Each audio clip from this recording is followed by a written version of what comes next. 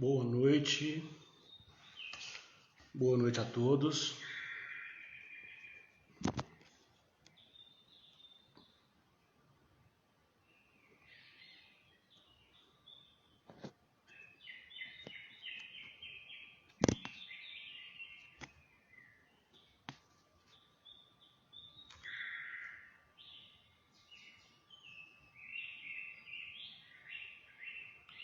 Boa noite, Ana Clara.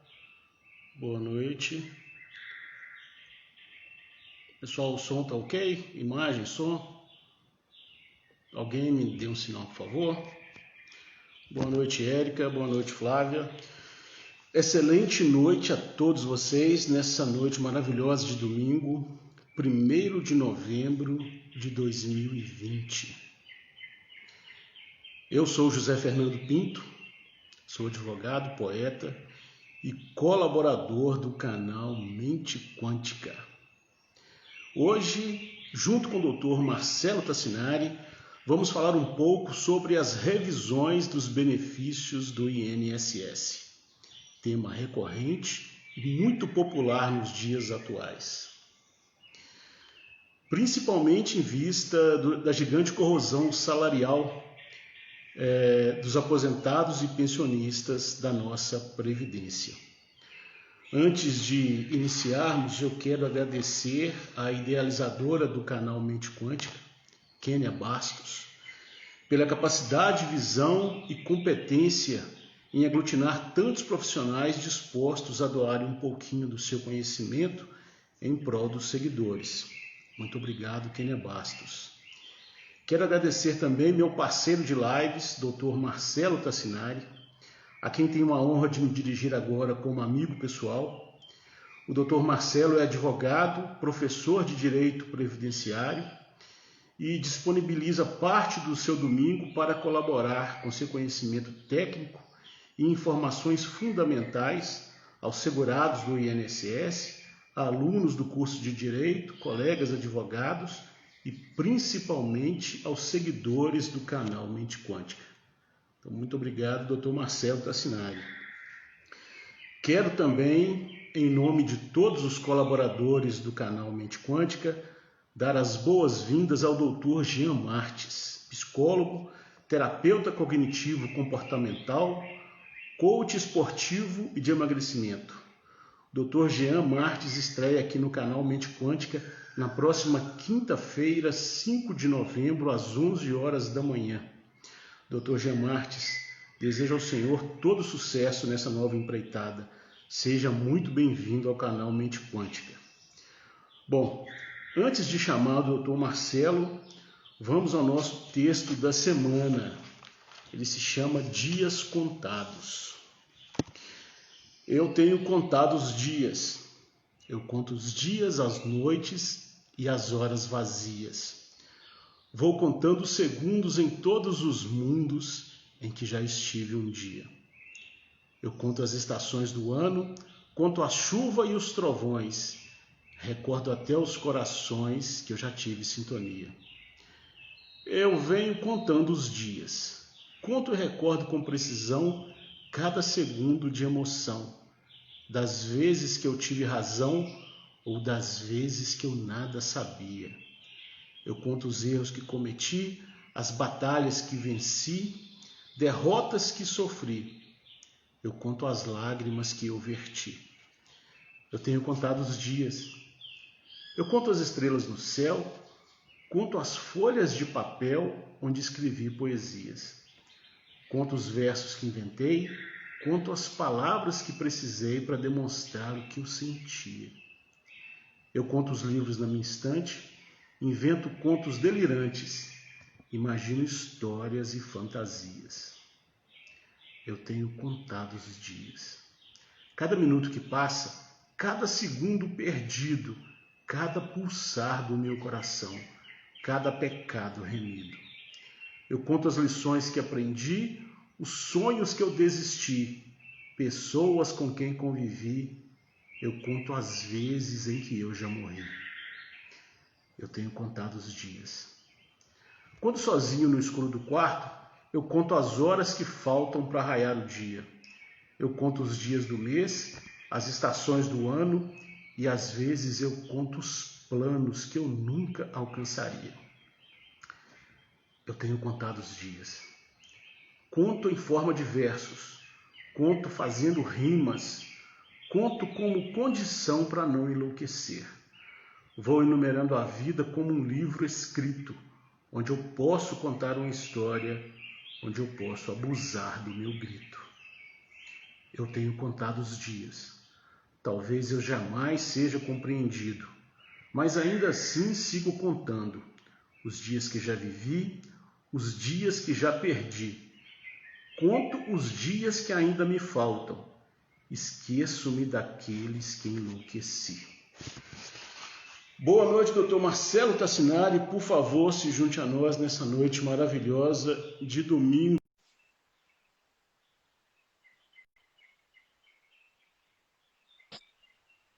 Como vai, Dr. Marcelo? Boa noite, tudo bem? Boa Estou noite, tudo tentando bem, acertar graças a o mic Deus. aqui. E o senhor, como é que tá? Tudo tranquilo. Passo a semana contando os dias, passo o domingo contando as horas para estar aqui com um amigo e trazer informação previdenciária para esse nosso povo aqui. É muito bom, né? É muito bom poder levar um pouquinho de informação para esse povo maravilhoso. Eu realmente quero agradecer ao senhor aqui mais uma vez pela disponibilidade, porque é gratificante. Tá? Muito obrigado. Dom Marcelo, e hoje, para falar de revisões dos benefícios, e eu acho engraçado porque a revisão da vida inteira tornou esse tema muito famoso. Então, assim, no escritório são 2, 3 ligações por dia perguntando sobre revisão da vida inteira. Então, hoje a gente vai falar de todas as revisões, tentar colocar um pouquinho de luz, né, na cabeça dos segurados do INSS. É muito interessante esse tema. O que nos motiva, até para nosso pessoal aí, né? Um agradecimento especial à Quênia pela oportunidade de eu estar aqui todos os domingos, compartilhando poesia e conhecimento aí com um amigo. Mas o que nos motiva a estar aqui mesmo a nossa assistência, né? As pessoas que nos seguem lá no Instagram e que nos mandam as perguntas ao longo da semana, né? E o pessoal perguntou sobre a revisão da vida toda. E o que é a revisão da vida toda, né? Todo mundo tem direito à revisão da vida toda? Como é que é isso, né?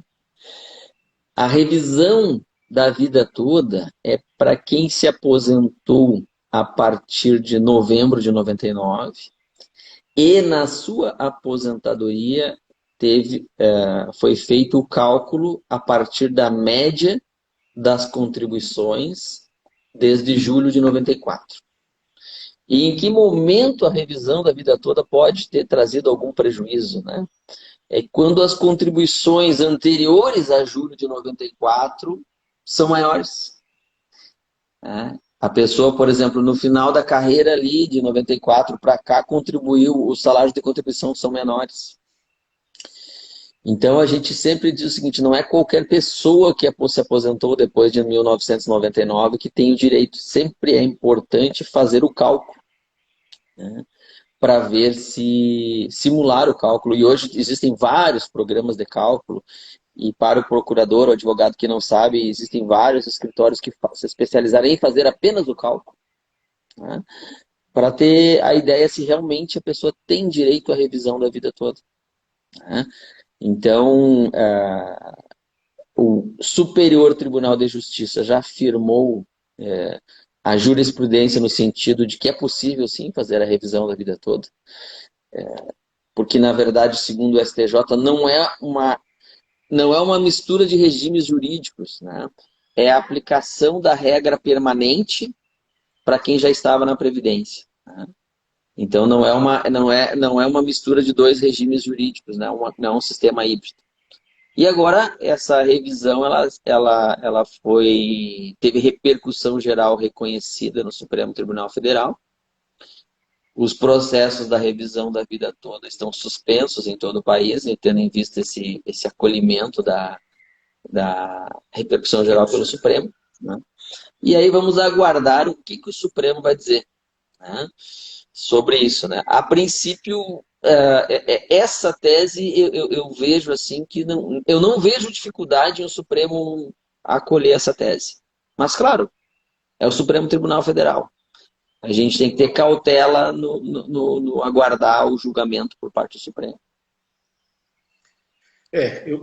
O meu receio, meu grande receio, é gerar uma expectativa, como fez a desaposentação. Né? Gerou uma expectativa muito grande e, infelizmente, né, para o segurado, não passou essa tese.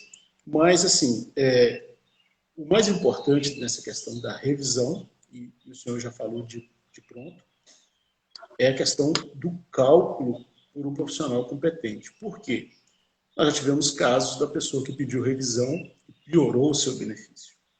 Né? Sim, Então, sim. muito cuidado com a tal da revisão. E nós tivemos assim uma situação há muito tempo já, né? Mas lá no começo dos juizados especiais federais, nós tivemos uma situação que aconteceu no interior do Paraná com um colega advogado. Ele ingressou com uma ação de revisão do benefício e saiu sentença procedente. O juiz aceitou a tese, mandou fazer os cálculos conforme a revisão e o benefício diminuiu. E o juiz, em vez de extinguir o cumprimento de sentença por falta de interesse de agir, o juiz mandou aplicar a redução do benefício. E esse assunto chegou para nós como conhecimento lá na OAB do Rio Grande do Sul, quando o colega lá do Paraná pediu ajuda. Porque o segurado, ao ter reduzido seu benefício, entrou com uma ação regressiva contra o advogado, pedindo pensionamento no valor da diferença do benefício. Então, assim, ó, não vejo. Hoje é mais comum os juízes extinguirem a ação por falta de interesse, quando vê que o benefício diminuiu, extinguir. Mas é muito importante que os colegas advogados tenham bastante responsabilidade nesse momento. Né? Se não tem o conhecimento para fazer o cálculo, procura um escritório contábil ou um escritório de advocacia que terceiriza só o sistema de cálculo para fazer essa simulação, porque tendo os dados dá para fazer a simulação. Outro exemplo bem interessante que chegou ao nosso escritório essa semana, de revisão da vida toda, o segurado disse o seguinte: não, eu trabalhei e eu ganhava o teto da Previdência antes de 94. E a gente foi ao cadastro nacional de informações sociais e não tinha informação da remuneração dele. Tinha os vínculos, mas não tinha renda. E boa parte das empresas para as quais eles trabalham não existe mais. E não conseguimos a informação das rendas nem no CAGED do Ministério do Trabalho, em lugar nenhum. E o que acontece quando você não tem a renda para um determinado período? Trabalhou 5 anos na empresa X e não tem os contra-cheques, não tem informação no CAGED, não tem informação no Fundo de Garantia, a empresa não existe mais. Se você fizer a revisão da vida toda sem a informação dos salários, o sistema vai utilizar para aquele período o salário mínimo. Então, a indicação para esse meu cliente foi assim: vamos procurar em outros órgãos, procura os seus contra-cheques em casa, vê se tu tem colegas que têm contra-cheques que exerciam a mesma função para a gente poder usar. Porque, na verdade, se não tiver informação do salário para o período, o sistema tem que usar. Não, desconsidera. Não dá para desconsiderar. Aí se usa o salário mínimo. Então a gente tem que ter ao propor uma revisão, a gente, como advogado, né, tem que ter uma responsabilidade bastante grande. Conhecer, como eu costumo dizer aqui nos cursos e na aula, para você vencer o jogo, você tem que conhecer as regras do jogo, né? E essa é uma regra. Para períodos em que tu não tem não tem a informação de salários nos vínculos, né, o INSS pode e deve considerar cada mês como salário mínimo. Sim. E aí daqui a pouco você propõe uma revisão da vida toda, você despendeu tempo, dinheiro, esperança para o segurado, que isso é muito triste, você ofertar uma revisão de benefício, depois chamar o segurado e dizer: olha, não tem direito. Né? Não tem direito. E aí, no final, ainda chegar o cálculo e, olha, ganhar a ação, passou pelo Supremo Tribunal, aí você faz o cálculo e chega na conclusão seguinte: olha, eu fiz o cálculo aqui, a tua renda deu menos. Então, até para que não se perca tempo, e aí nós não estamos falando de planejamento previdenciário, sim simulação de um cálculo de renda, que hoje até existem alguns tribunais no país, por exemplo, o Tribunal Regional Federal da Quarta Região, a Justiça Federal do Rio Grande do Sul, tem esse programa de cálculo gratuito, né? A pessoa pode baixar no site do tribunal e fazer o cálculo, é gratuito, né? E se não tem o domínio, né, terceiriza. Terceiriza, procura um escritório de contabilidade ou um escritório de advocacia que faça esse tipo de cálculo. Terceiriza, faz o cálculo. Não dá para entrar com uma revisão da vida toda, na minha modesta opinião, sem fazer o cálculo. Sim. E aí a gente volta a falar, algumas vezes nós já comentamos isso aqui, na questão do segurado buscar por si próprio esse atendimento. E eu falo isso porque já chegou ao escritório um segurado que pediu revisão, e aí foi revisão administrativa. Na revisão administrativa, o salário dele caiu, diminuiu. Um período especial que o INSS errou no primeiro cálculo, né? Então, muito importante essa informação. O segurado que queira fazer a revisão do benefício, e ele pode fazer por si só, mas ele deve ter a segurança de que isso não vai piorar o seu benefício ao fazer o pedido. Então, procure o profissional, né, capacitado, procure o advogado da sua confiança, procure o contador, né? Alguns contadores fazem o cálculo Exatamente. antes de fazer o pedido. Então, assim, o meu INSS tem muitas vantagens, né? Mas muito Sim. cuidado com essa sanha de querer fazer tudo por sua conta. Isso é complicado. Uma outra questão que é comum de dar erro no meu INSS, né? Provavelmente já chegou no seu escritório também, e de vários outros colegas no Brasil todo já chegou, com certeza, porque eu recebo, às vezes, questionamentos de colegas pelo Brasil. A pessoa entra no site do meu INSS com a sua senha, faz a simulação e fechou o tempo para aposentadoria. Seja por idade, seja por tempo de contribuição, fechou por tempo. Fechou. Aí a pessoa, vendo que fechou, entra com pedido. E aí tem o benefício indeferido. Mas como, doutor? Tá aqui a simulação, às vezes faz print, né? Tá aqui a simulação, eu baixei, fecha o tempo. O INSS dizer que eu tinha tempo para aposentar, mas que agora não deu certo.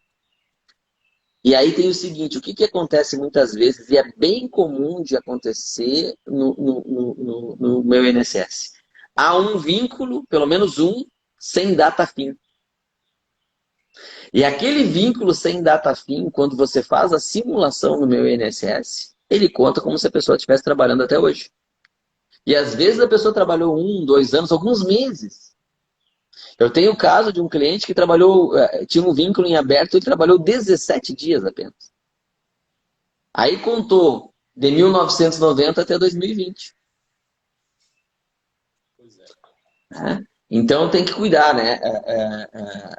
Por isso, e não é uma questão corporativista, tá? Por Não, favor. de maneira nenhuma. Por isso que a gente sempre orienta e valoriza o advogado previdenciarista.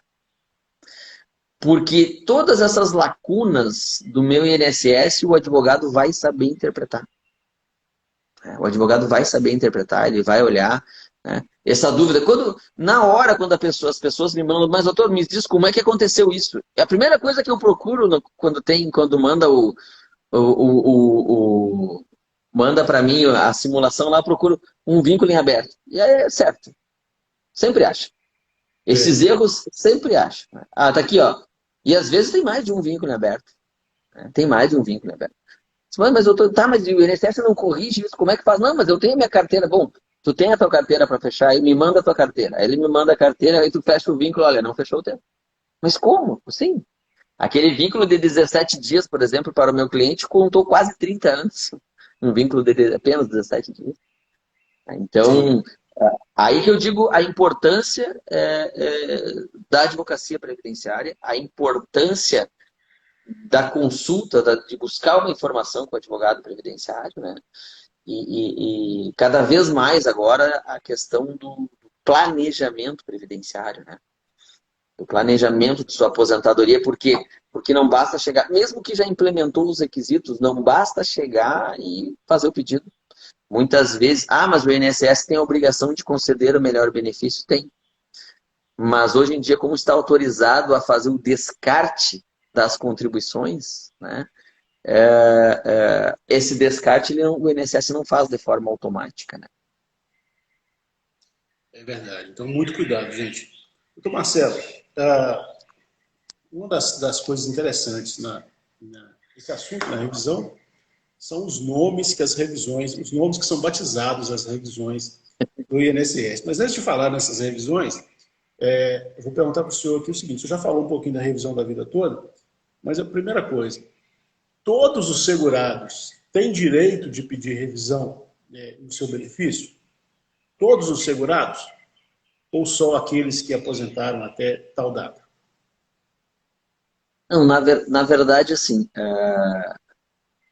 a princípio, a análise de um processo de concessão, ela pode ser analisada todo e qualquer processo, né? O que está acontecendo, o que existe, na verdade, na lei é a decadência do direito de revisão, né? Em tese, passados 10 anos da concessão de um ato de aposentadoria ou da concessão de qualquer benefício previdenciário, decai o direito do segurado de revisar. Mas, recentemente, o Supremo andou dando um passo atrás em relação à questão da decadência. Isso está causando até um certo tumulto. Agora estamos aguardando a publicação do acórdão, entrar os embargos de declaração para esclarecer. Porque o Supremo, depois de consolidar que todos os benefícios o prazo decadencial afeta todos os benefícios, por exemplo, qualquer benefício concedido há mais de 10 anos incidiria o prazo decadencial. O Supremo deu um passo atrás para dizer que aquilo que você não mencionou, aquilo que você não discutiu, e o próprio benefício indeferido, né? Porque agora com o decreto novo, com o novo regulamento, o INSS lançou o prazo decadencial para benefício indeferido. Por exemplo, a pessoa foi no INSS e pediu o benefício, tinha direito, mas deixou passar 10 anos. O INSS, a princípio, diz que vai decair esse direito. E isso aí foi afastado pelo Supremo agora, e então voltou a questão de tudo aquilo que você não discutiu no processo administrativo. Por exemplo, pediu uma aposentadoria lá em 1998. E nessa aposentadoria por tempo de contribuição, não pediu uma atividade especial. Deixou de pedir, deixou de discutir. O Supremo deu uma reacendida nessa questão para dizer que agora pode de novo. Ele já tinha meio que sepultado isso, mas agora ele deu uma reacendida nessa questão para dizer, não, olha, aquilo que não foi discutido pode. E está dentro de uma lógica, né? Você não discutiu o tema, você não discutiu o né? É uma questão processual, você não discutiu aquilo. Como é que vai haver decadência de algo que você nunca pediu? Sim. Por exemplo, aquela senhora que não pediu a pensão por morte do marido, quando o marido faleceu, porque achou que não podia receber aposentadoria e pensão, aí só porque decorreu o prazo, ela nunca vai poder pedir, não, ela tem direito à pensão por morte. Nós podemos discutir os efeitos financeiros dessa concessão, mas o direito à pensão por morte, a partir do momento que ele faleceu, havia a condição de dependente, né? Ela tem direito. Isso é um dos exemplos, né? Ou deixou de pedir uma aposentadoria por idade. Completei a idade, mas eu olhei e eu não tinha tempo suficiente. Até se dar conta que tinha, né? Eu acho que não sei se eu contei aqui, não sei se eu contei numa das lives, tinha uma moradora de rua. Eu vou contar de novo, se não contei sempre se renova, né? Por favor. Tinha uma moradora de rua na nossa cidade. E um dia o meu pai passou por ela e perguntou, escuta, tu nunca trabalhou? Era uma senhora de idade já. Não, trabalhei assim. Que idade tu tem? 67. Então faz o seguinte, me leva teus documentos lá no escritório. Tem carteira de trabalho? Tem. Mas não tem tempo suficiente, seu Luiz. Seu Luiz, meu pai, né? Não tem tempo suficiente. Então me leva lá no escritório, vamos dar uma analisada. E meu pai pensou na hora 67, quem sabe vou encaminhar um LOAS para ela, moradora de rua, né? Meu pai na hora pensou nisso. Quando ele leva a carteira de trabalho, ela leva lá, ela não tinha carteira de identidade. A gente teve que providenciar uma segunda via de uma identidade para ela. Quando ela chega lá no escritório e leva, ela tinha 23 anos de contribuição. Claro que a aposentadoria para a mulher é com 30 anos de contribuição, era com 30 anos de contribuição até 13 de novembro, né? De 2019, era com 30 anos de contribuição. E na cabeça dela ela não alcançou os 30, mas aos 60 anos de idade e 15 anos de contribuição, 180 meses de contribuição, ela tinha direito a uma aposentadoria por idade. E aquela senhora estava há pelo menos 7 anos morando na rua com direito a um benefício de aposentadoria por idade. E que situação, né? E quantas pessoas não passaram por ela na rua? Eu digo até mesmo por nós, uma vez, poxa, quantos anos a gente conhece ela, passa por ela, nunca perguntou. Um dia o pai incomodado com aquela situação, era inverno, era frio, estava chovendo, ela estava ali sentada na rua, no chão, embaixo de uma marquise, né? Perguntou, não tem carteira de trabalho? Que idade tu tem? Né? Essa, eu tenho 67. Eu tenho, mas eu não tenho tempo que chega. Mas leva lá no escritório, vamos dar uma olhada. E a nossa ideia, quando o pai descobriu que ela tinha 67, era fazer um LOAS. Ela tinha direito a uma aposentadoria por idade. Então, gente, assim, ó, aí de repente a gente diz, vamos supor que tivesse passado mais de 10 anos, dizer para ela assim, não, ela com mais de 70 agora não pode mais pedir aposentadoria por idade? Como que não pode? Ou se ela tivesse pedido, tivesse sido indeferido, passados 10 anos, não pode mais pedir? Não, claro que pode. Vai entrar na justiça e vai dizer que decaiu? Que estado é esse? Coisas do nosso Que INSS. proteção social é essa, né? E esse é o termo exato. Que proteção é essa? E a nossa Constituição, ela é muito rica nesse aspecto, né? A proteção está lá. Que nós façamos com que ela se reproduza de verdade. Então, Marcelo, uma das coisas engraçadas que eu citei aqui agora há pouco são os nomes que os profissionais determinam para essas revisões. Então, nós temos, por exemplo, a revisão da vida toda, que é essa que famosa agora, né, que está na mídia e todo dia alguém liga perguntando se tem direito a essa revisão. E é importante aqui ressaltar, o senhor já falou da decadência dos 10 anos, mas falar um pouquinho do cálculo, né? O que é a revisão da vida toda? O que nós chamamos de revisão da vida toda? Justamente porque vai buscar toda a vida contributiva do segurado. Porque o que acontece? Até novembro de 1999, a fórmula de cálculo da aposentadoria era utilizar as 36 últimas contribuições num período máximo de 48 meses. Essa era a fórmula de cálculo. A média aritmética simples das 36 últimas contribuições num período máximo de 48 meses. Se tivesse menos que 36, dividia pelo número de contribuições. A partir de 1999, novembro de 99, com a Lei 98, as coisas na Previdência são bonitinhas, assim, a lei do fator previdenciário é 9876. Né? A lei do fator previdenciário é 9876. Então, as coisas na Previdência normalmente são bonitinhas, né? Para a gente não esquecer mesmo. Então, veio a lei do fator previdenciário, ela instituiu uma nova fórmula de cálculo, que utilizava 80% das maiores contribuições de todo o período contributivo do segurado, todo o período, e como regra de transição para quem já estava na Previdência antes de novembro de 99, a regra de transição era usar 80% das maiores contribuições do período contributivo desde julho de 1994. Que é a data do plano real, justamente uma coisa para facilitar o cálculo, não ter conversor de moeda, não calcular o RV, não dividir por 2,750, não cortar 3 zeros lá em 86, não cortar mais 3 zeros lá em 89. É tudo uma questão de Pura facilitar o comodidade. cálculo. Pura comodidade do INSS. Então, nós vamos fazer o seguinte, nós vamos pegar, para quem entrou na Previdência depois de novembro de 99, toda a vida contributiva, pega 80% dos maiores salários, descarta 20% dos menores e faz o cálculo da aposentadoria da pessoa e aplica o fator previdenciário. Né? E para quem já entrou, para facilitar o cálculo, vamos fazer o seguinte, vamos pegar de julho de 94 para cá. E aí começou a surgir o seguinte, só um pouquinho.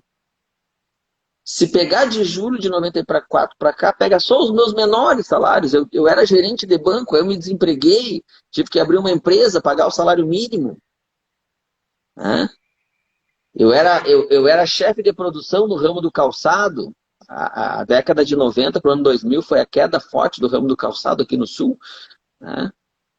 Poxa, eu era chefe de produção, aí eu perdi o emprego, tive que arrumar um emprego no setor de produção para fazer costura de calçado, estou ganhando 1/3 da minha renda agora.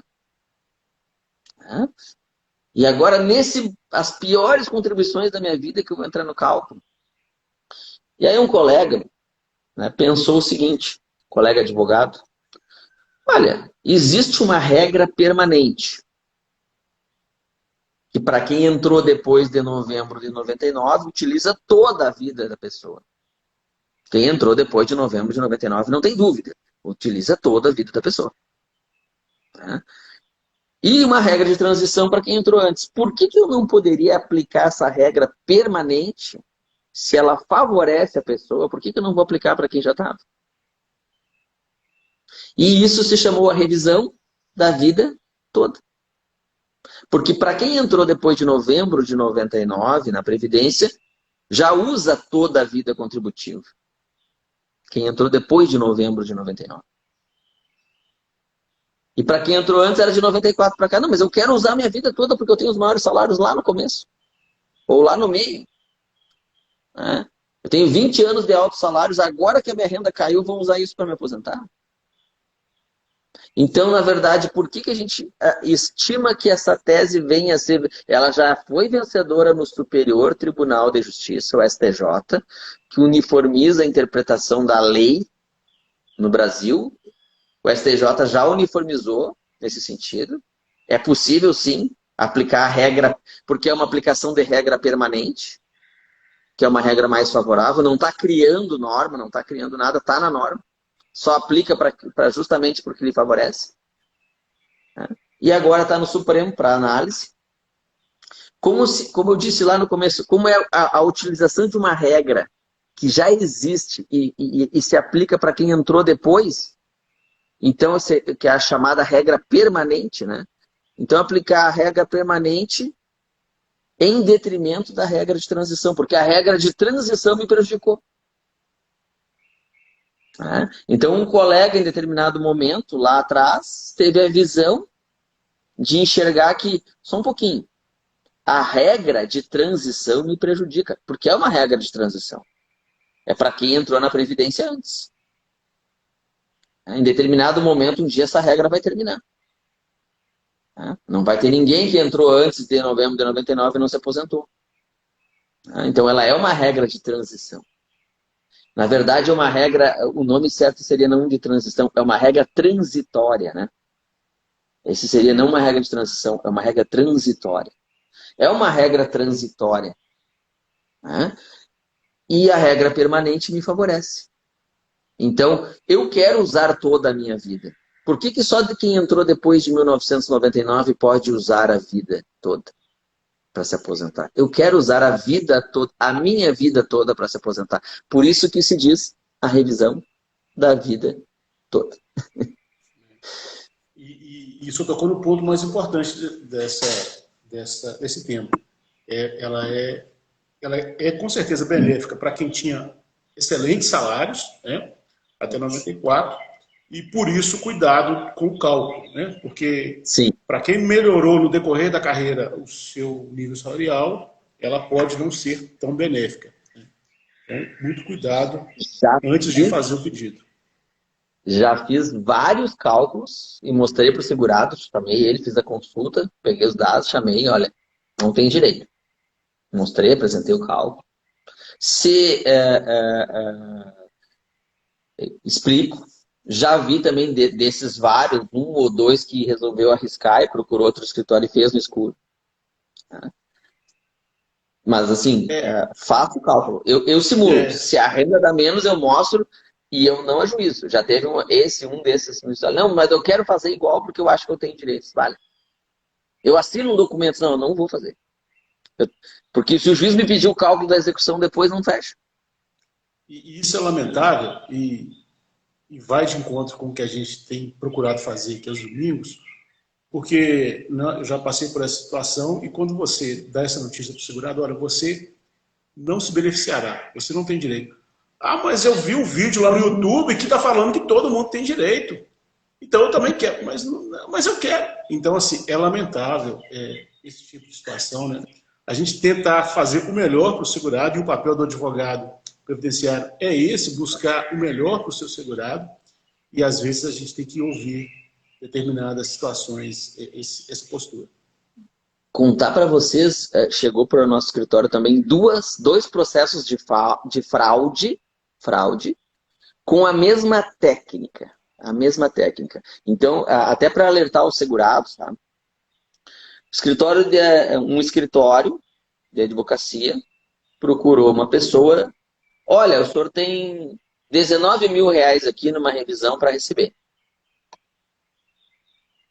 A pessoa contratou, honorários pelo resultado. Tudo certo. Né? Não tem risco, só vai pagar se ganhar, tudo certo. Contratou o serviço, a ação foi distribuída, o processo está tramitando. Né? Lá pelas tantas, durante a tramitação do processo, o escritório procurou a pessoa e disse, olha, tem uma financeira que quer comprar o seu processo. E ela paga os 19 mil agora à vista. Ela paga. E eles fazem no seguinte sentido. Tem toda uma conversa mais elaborada, mas vou dar o resumo aqui, tá? Eles fazem, assim, eles fazem o seguinte, eles compram, eles fazem um parcelamento, um consignado, né? E quando sair o seu dinheiro, quita. E se sobrar dinheiro, eles lhe devolvem, né, o valor que sobrar. Tá, tudo certo. A pessoa pensa assim, bom, eles vão lhe antecipar o dinheiro do processo. E normalmente o valor da causa normalmente é o valor que a pessoa teria para receber, normalmente a parcela dá 30% do valor do benefício da pessoa. Tá? Aí a pessoa tá, só que vamos fazer o seguinte, já que tu está recebendo antecipado, tu tem que pagar os honorários antecipados, né? Tu está recebendo. Então o escritório, na verdade, o que ele faz? Ele vende um empréstimo consignado, lastreado numa ação temerária. As duas que eu olhei, o processo está tramitando, uma já tinha sentença, eles recorreram, eles fazem toda a parte processual, jurídica certinha, ele não pode se queixar do ponto de vista jurídico, ele faz. A tese é meio temerária, eu olhei os dois processos, olha, não vai ganhar. E duas pessoas de cidades diferentes me procuraram, porque elas ficaram de vergonha de ir na sua cidade para conversar, né? Duas pessoas do interior do estado aqui me procuraram. E é mais do mesmo escritório. Matriz em São Paulo e uma filial em Porto Alegre, na capital. Na verdade, o que é a fraude em si? Eles vendem um empréstimo, eles fazem uma ação no valor do limite, mais ou menos, do que a pessoa tem direito, né, de tirar um empréstimo. E lá no meio do curso da ação surge a tal da financeira que quer comprar. Na verdade, eles vendem para a pessoa um empréstimo, cobram 20% do valor do empréstimo, que em tese seria os honorários da ação, que depois vai virar improcedente. Né?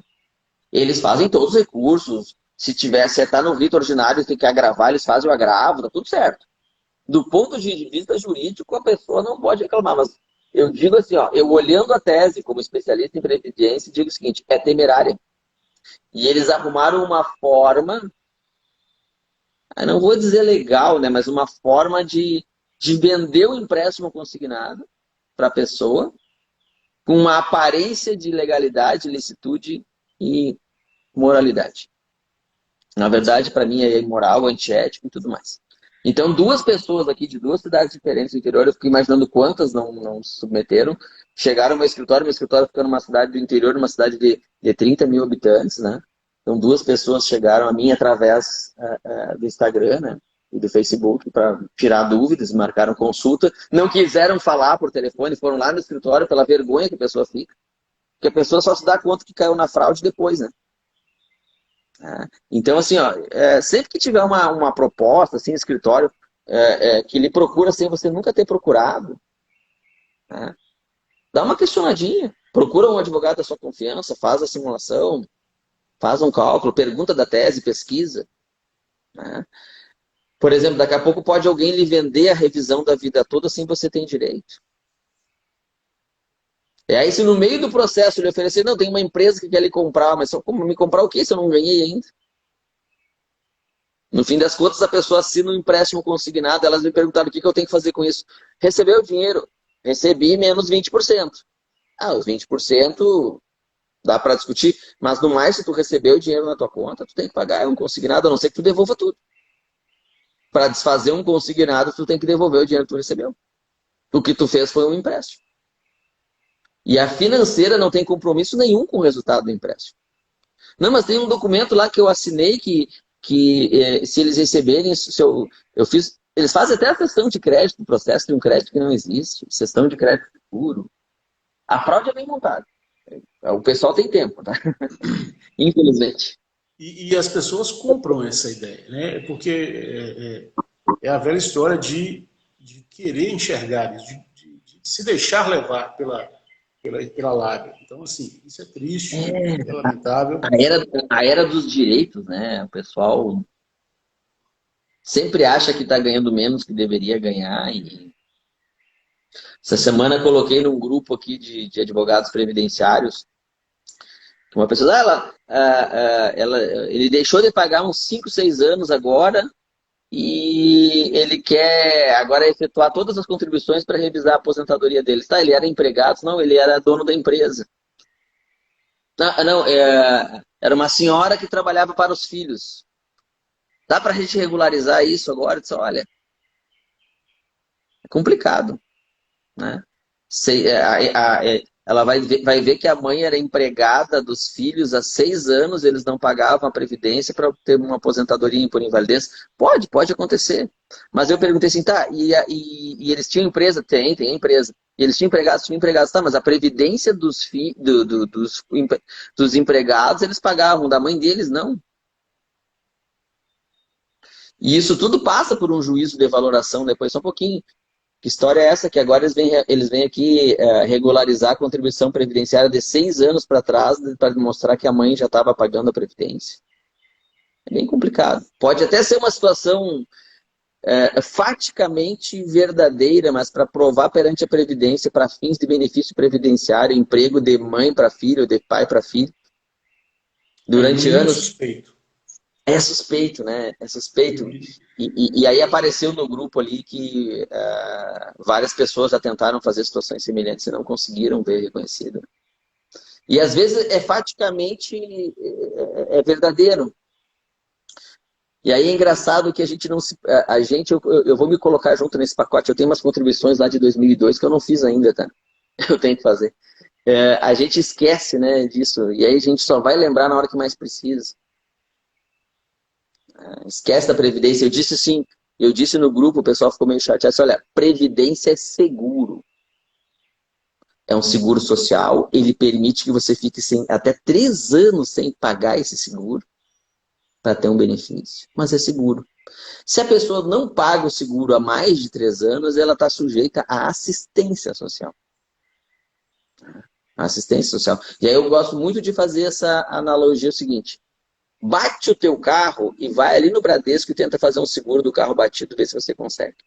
Ou no Itaú, ou na Tóquio Marine, qualquer seguradora. Bate o carro e tenta fazer o seguro do carro batido. E muitas vezes o segurado vem para nós já depois do carro batido, né? Do carro batido. Doutor, estou completamente incapaz para o trabalho. Beleza, me traz as tuas contribuições. Que contribuição? Tinha que pagar. Mas não é só no INSS pedir um benefício.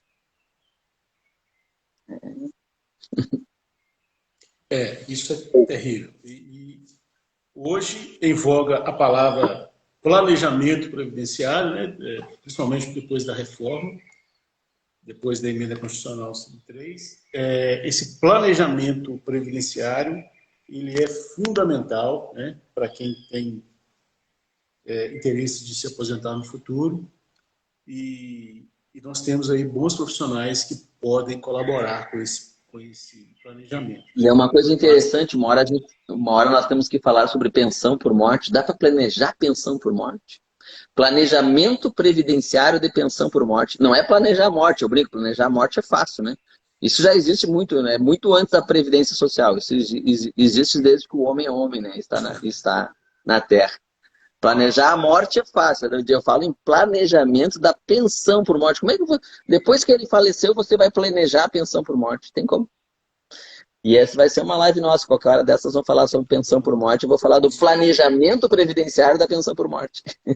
Mas eu vou aproveitar, vamos falar assim, mas eu vou aproveitar essa deixa para perguntar ao senhor o seguinte: o INSS pode revisar a minha pensão por morte? Uma segurada do INSS que recebe pensão há 25, 30 anos, pode se sujeitar a uma revisão dessa pensão? O que está acontecendo no Brasil todo? A Previdência, a princípio, está recadastrando benefícios de 30, 40 anos atrás, onde não tinha os dados das pessoas no sistema. E o novo sistema previdenciário, ele está fazendo, a palavra que se diz ele está criticando esses benefícios, ou seja, chega lá, fez a pensão por morte lá do falecido, mas não tem, por exemplo, a data de nascimento do falecido no sistema. E o sistema está fazendo essas críticas e a princípio era para ser um processo de recadastramento. E, na verdade, nós aqui na OAB do Rio Grande do Sul estamos trabalhando forte contra isso. O que está acontecendo é um grande pente fino. Isso que eu ia falar. A gente está chamando de pente fino porque tem surgido vários segurados com essas dúvidas e, recentemente, eu tive uma segurada nessa situação, já chegou lá com a carta de exigência do INSS e falou assim: doutor, meu marido morreu tem 30 anos, eu não tenho esses documentos que eles estão pedindo aqui. Então, coloca o segurado numa situação complicada. E eu não quero errar a carta, se não me engano, eles sob pena de suspensão do pagamento, né? Sim, exatamente. E deixa o pessoal... O que fazer quando não tem documentos?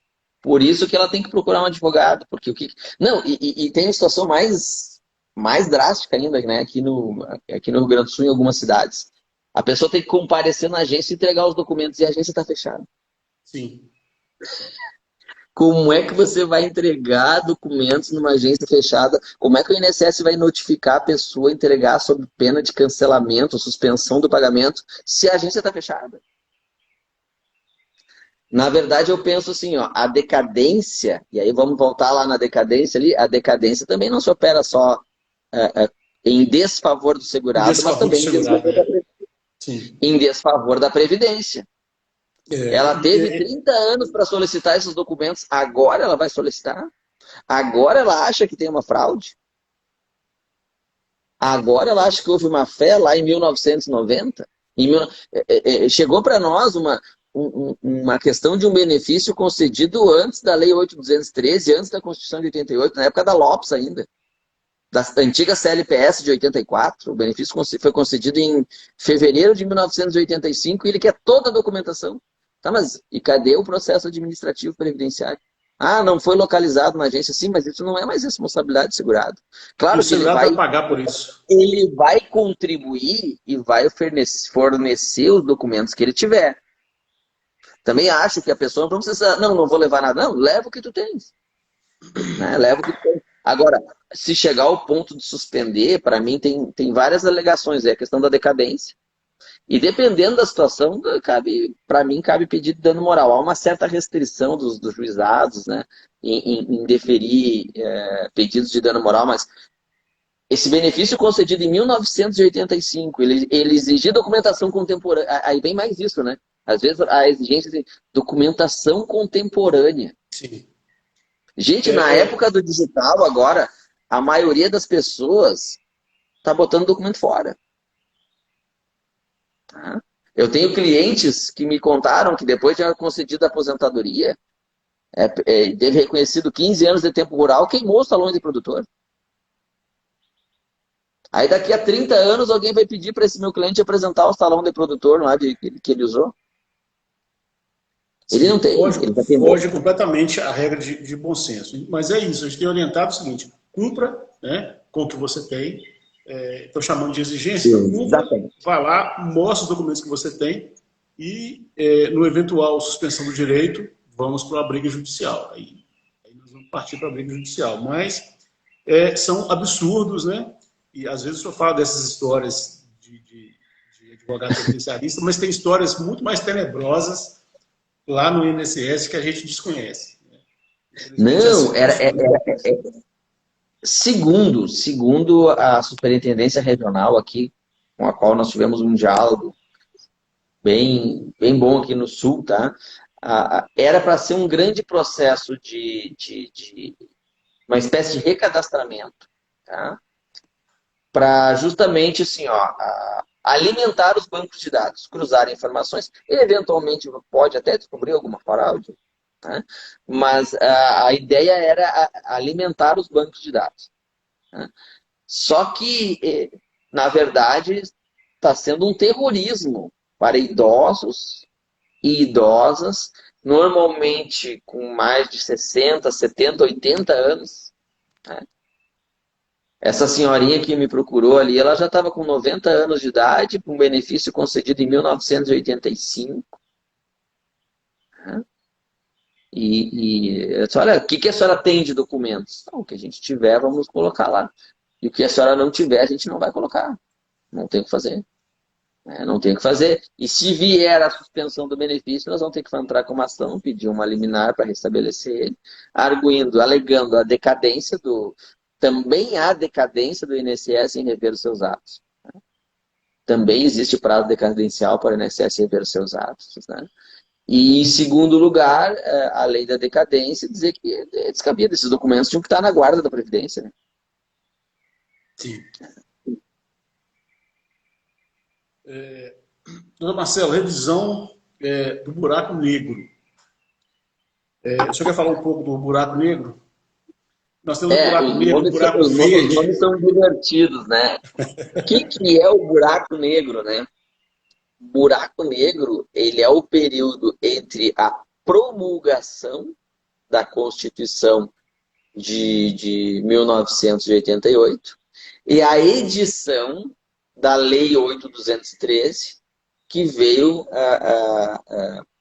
para a nova Lei de Benefícios da Previdência Social depois da Constituição. Já havia a Previdência Social da forma com que a gente conhece, ela se organizou na década de 60, com a Lopes, né?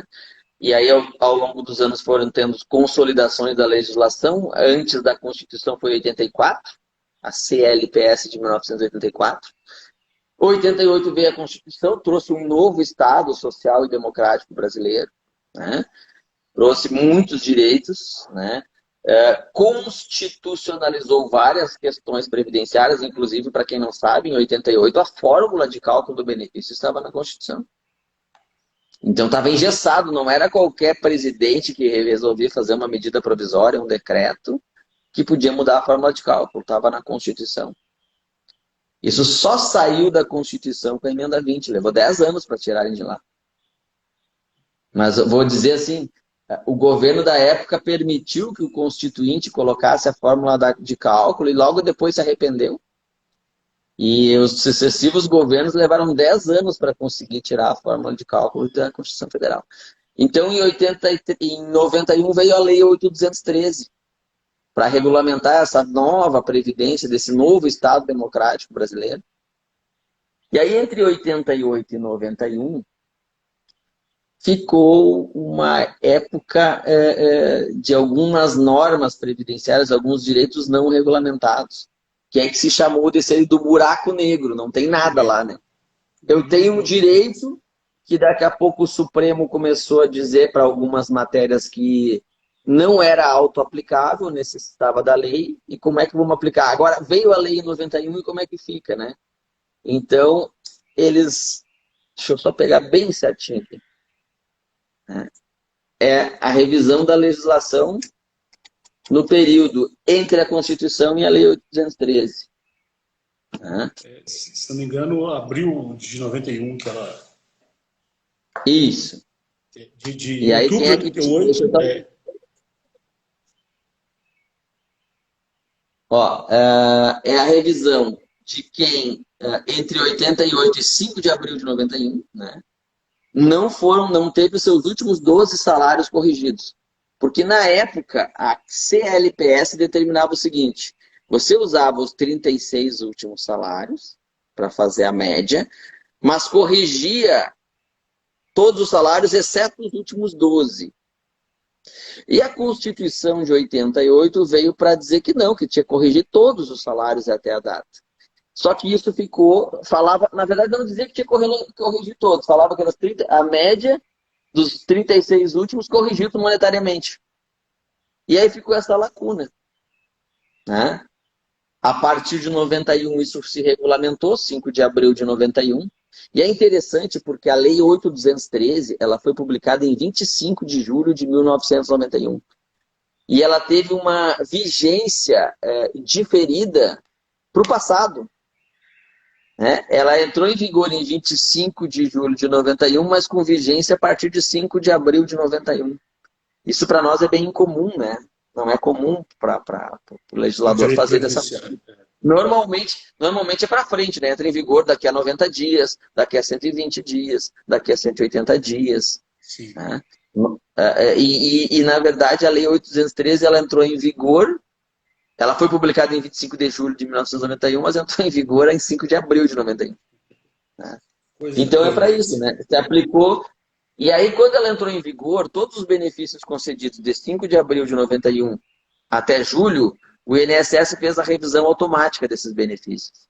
Mas para quem teve o benefício concedido entre 5 de outubro de 88 e 5 de abril de 91, surgiu a revisão do buraco negro.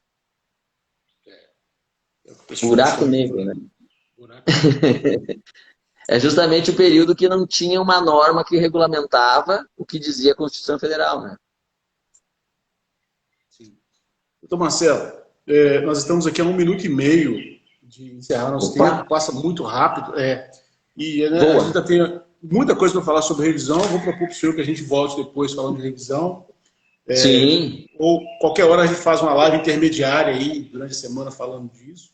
Já pensei nisso, viu? Às vezes para dar seguimento a algum assunto que ficou pendente.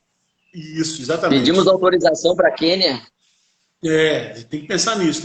É muito assunto interessante.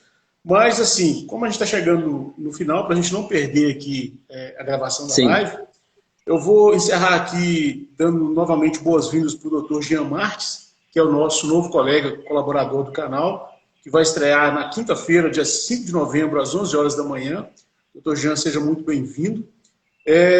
Desejar um excelente feriado para o senhor amanhã e deixo para o senhor encerrar essa live que, mais uma vez, trouxe muita informação importante para os segurados, para estudantes de direito, para os colegas advogados e para os seguidores do canal Mente Quântica.